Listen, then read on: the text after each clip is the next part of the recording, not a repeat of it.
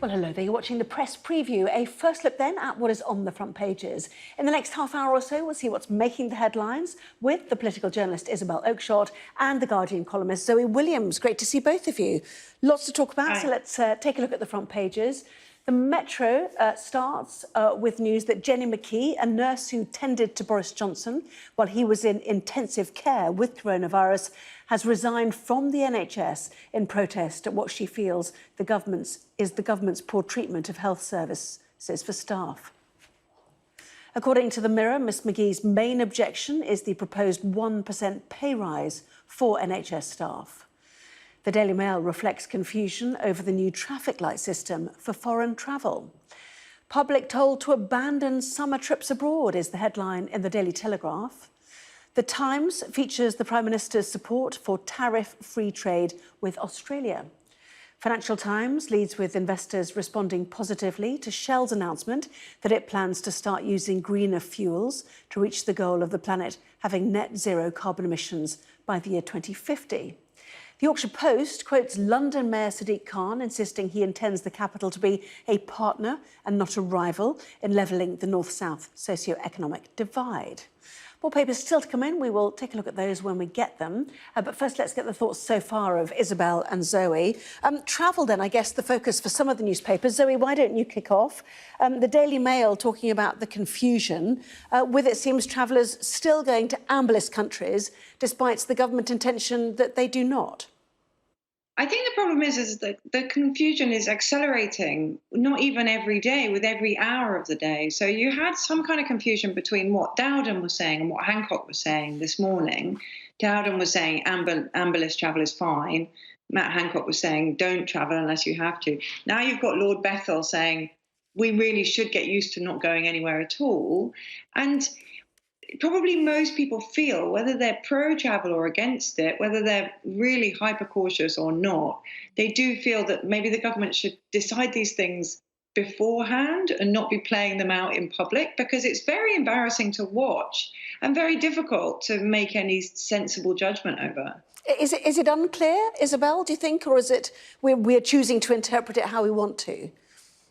Oh, well, no, I think it's completely unclear. I mean, it's only about 10 days since the government published this new and long-awaited list of green, amber and red countries. And to be clear, at the time, they weren't saying that you can't go to amber countries. This is all to do with the system for quarantine when you get back. So it is currently legal to travel to any of the countries on whatever category they are on the list. But now we've got different ministers saying different things. And I think we have to try to identify what it is that the government is so afraid of here. And clearly, the main concern is the importing of new variants. But there are very, very careful quarantine measures already in place. Hotel quarantine for anyone who arrives back from a so-called red list country where variants of concern have been identified. So I'm really not sure why there's this sort of sudden panic in government. And it's extremely unhelpful for people who had thought that they could legitimately go away and are now being told actually it's dangerous. And by the way, James Bethell, the health minister, went a step further and actually went so far as to suggest that a creative solution might be to apply electronic tags to people coming back from some countries. I mean, this is absolutely demented. Yeah, I mean, that is a fascinating next step, certainly. But the Daily Telegraph certainly picking up on that messaging from Lord Bethell. That the problem for many people, Zoe, I guess, is that the idea of a foreign holiday, even if it's in a couple of months' time, is fantastic for their mental well-being, that it is also possibly a driver to get younger people to get the vaccine if they think it might allow them that sort of freedom. So where do you see the balance, do you think, in terms of the risk of import of whatever it might be and the need to make everybody feel a bit better after, really difficult few months? I think there are a number of things going on. I think that the Indian variant of concern has caused a huge amount of disquiet because it looks like it might derail the 21st the ending of lockdown on June the 21st. So you're looking at that and thinking, well, it would have been much better to put India on the red list earlier than the 23rd of April. And now we're dealing with that slowness. just as we've dealt with slowness many times over the past year. And that probably tilts the government towards being cautious rather than being adventurous, because they've got a huge amount of accusation on their backs already that they're not fast enough. But the truth of it is, you need to be able to disaggregate between countries that are presenting real variants of concern and just the generalized rest of the world. Because, as you say, it's not just people need a break for their mental health.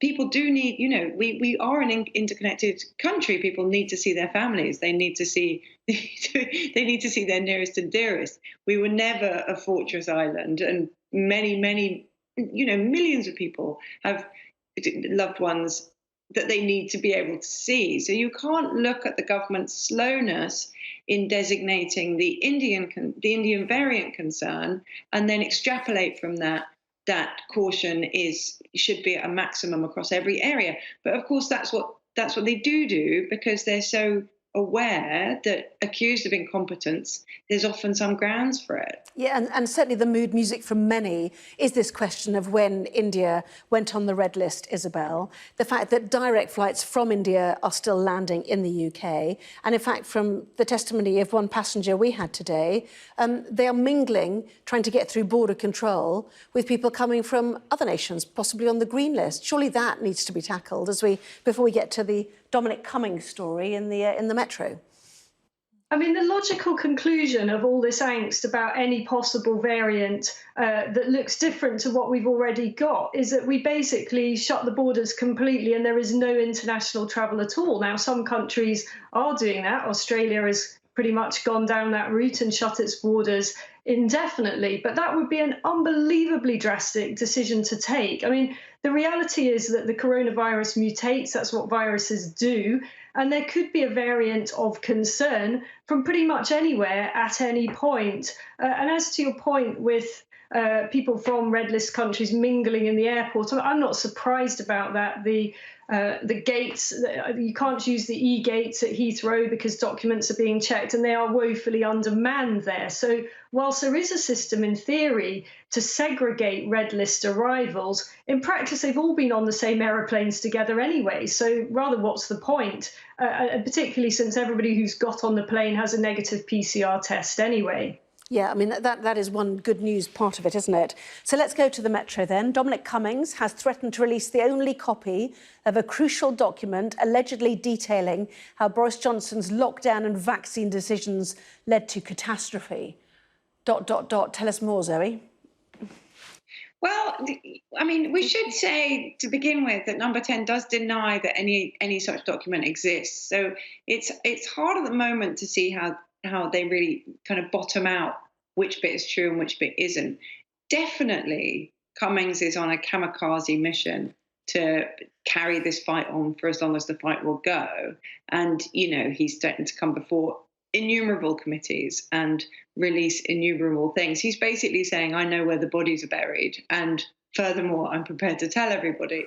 The problem, I think, was sort of flagged by his Twitter thread earlier today when he talked at great length about what we know works about lockdowns and what we know doesn't work about lockdowns. People do look at him as somebody who doesn't take any notice of rules and has no respect for others. So it's really, he's sort of casting himself as this kind of sword of truth, and people think of him as a chancer.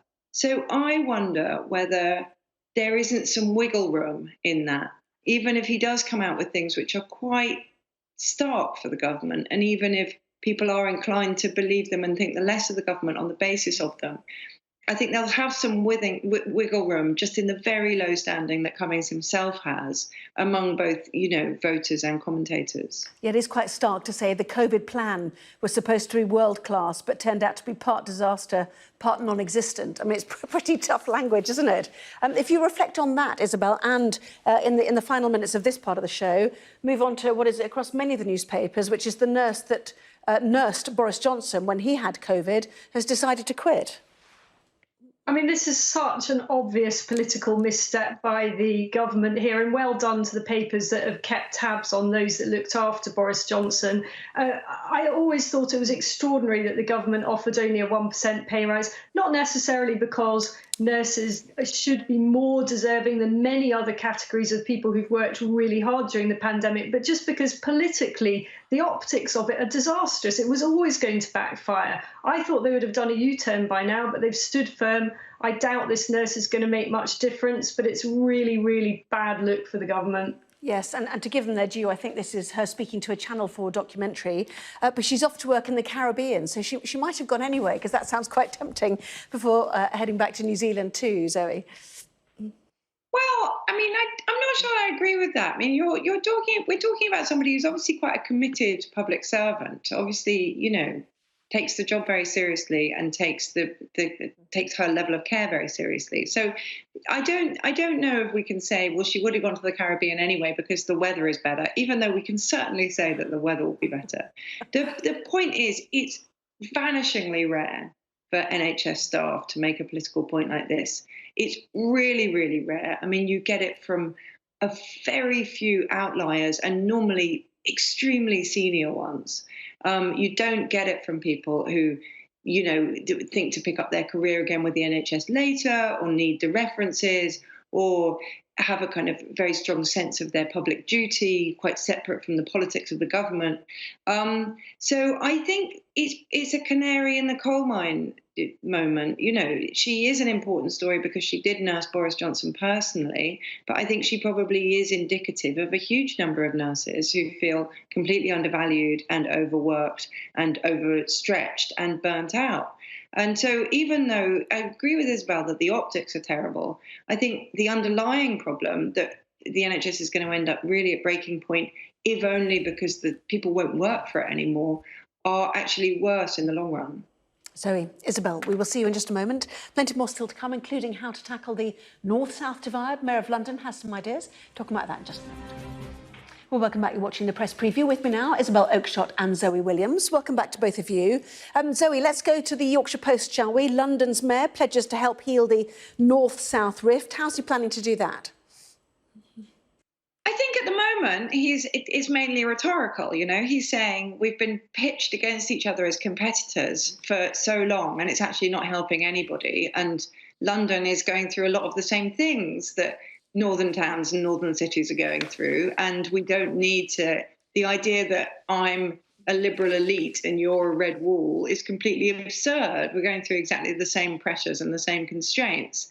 And I really welcome this, because there should have been way more fanfare about the bit of May the 6th, which wasn't a disaster for Labour, which was essentially Andy Burnham, Sadiq Khan, Mark Drakeford, these people making very similar cases in geographically quite different places, and saying, we've all got the same problems. We've all got the same problems with housing, with wages, with rents. The problems might not be identical, but they are enough to build a base around.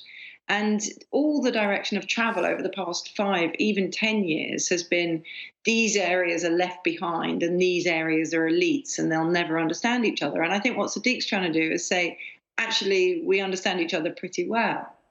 And actually that takes us straight to The Guardian, doesn't it, which talks about chronic underfunding in local government, plus the social care issues of neglect. This is the National Audit Office. Has all been exposed, decades-long weaknesses by coronavirus. What's the Guardian saying, Isabel?